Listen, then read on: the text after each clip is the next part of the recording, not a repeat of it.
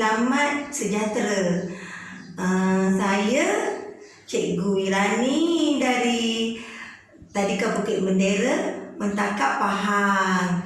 Cikgu terangkan ya, larutan adalah campuran homogen yang terdiri dari dua atau lebih bahan. Bahan yang jumlahnya lebih sedikit di dalam larutan disebut bahan terlarut.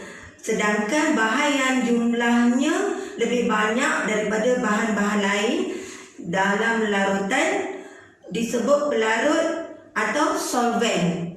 Komposisi bahan terlarut dan pelarut dalam larutan dinyatakan dalam kepekatan larutan. Sedangkan proses pencampuran bahan terlarut dan pelarut membentuk larutan disebut pelarutan. Okey murid-murid, sekarang cikgu nak tunjukkan cara untuk kita membuat larutan. Bahan-bahan untuk kita buat uji kaji apa yang boleh larut dan apa yang tidak boleh larut di dalam air. Okey, kat depan cikgu ni ada minyak masak, ada gula yang boleh buat air. Mak kita guna kat dapur tu, kita boleh buat uji. Ada garam untuk memasak dalam masakan, bubur dalam sayur-sayuran. Ada pasir. Ni pasir yang buat rumah. Murid-murid jangan lupa ya, kita ada bahan utama yang kita nak kaji, nak uji, iaitu air putih. Cikgu nak buat uji kaji bahan yang boleh larut dalam air. Bahan apa yang boleh larut dan bahan apa yang tidak boleh larut dalam air. Jadi kita perlukan air dan bahan-bahan yang cikgu terangkan tadi. Boleh cikgu mulakan? Okay. Cikgu tuang air ya. Ini air. Cikgu isi di dalam 4 bekal yang ada di hadapan cikgu ya. Okay, ini air dan dicampur dengan gula. Ini gula cikgu. Cikgu bubur 1 sudu gula. Okey, 1 sudu gula. Okey, nampak tak gula dalam ni? Nampak tak? Ni gula. Ini air ya, ni gula, nampak? Yang naik tu putih-putih tu gula. Okey, ini cikgu tak kacau lagi ya. Cikgu tak godek-godekkan lagi. Nombor 2, kita boleh letak minyak. Ini garam. Ini pasir.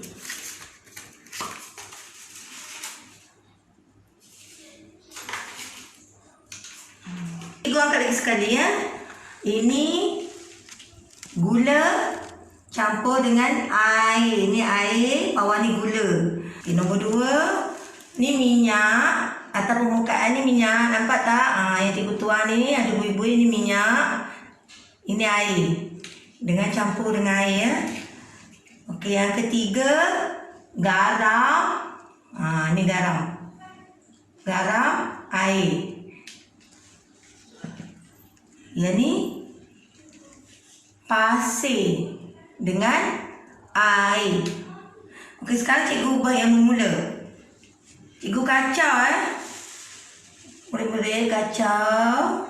Kacau dengan sudu.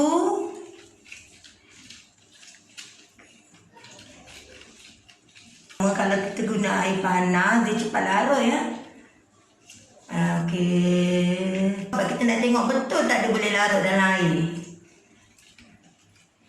Boleh larut tak? Ada lagi tak? Nampak gula tak? Cikgu rasa macam ada gula lagi. Kacau lagi. Ada lagi gula kat bawah ni.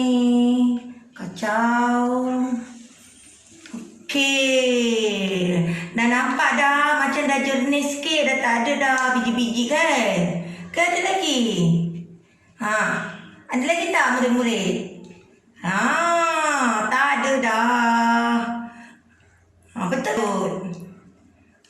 Jadi gula boleh larut dalam air. Kan kita buat air sirap. Kita mak selalu bancuh air sangkuit. Tengok. Gula dah tak ada. Gula ni mana je? Okey, ni gula dah larut. Yang kedua, minyak. Minyak masak dekat dapur tu cikgu ambil, cikgu guna untuk tengok. Cikgu kacau macam gula juga. Lama juga cikgu kacau. Kita kira 2, 3, 4, 5, 6, 7, 8, 9, 10. Dah 10. Betul ke? 11, 12, 13, 14, 15, 16, 17, 18, 19, 20. Tengok, minyak tu bercampur tak dengan air? Nampak tak? Minyak terapung. Terapung, ni minyak. Ni minyak terapung dekat atas. Jadi minyak ni tidak larut dalam air. Cuba tengok. Nampak tak minyak? Ini minyak ya.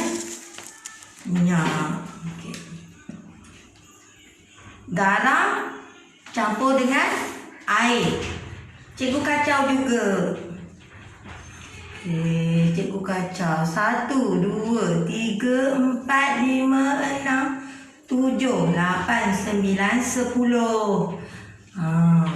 Ada lagi. Cikgu kacau lagi. 11, 12, 13, 14, 15, 16, 17, 18, 19, 20. Okey, nampak lagi garam kan?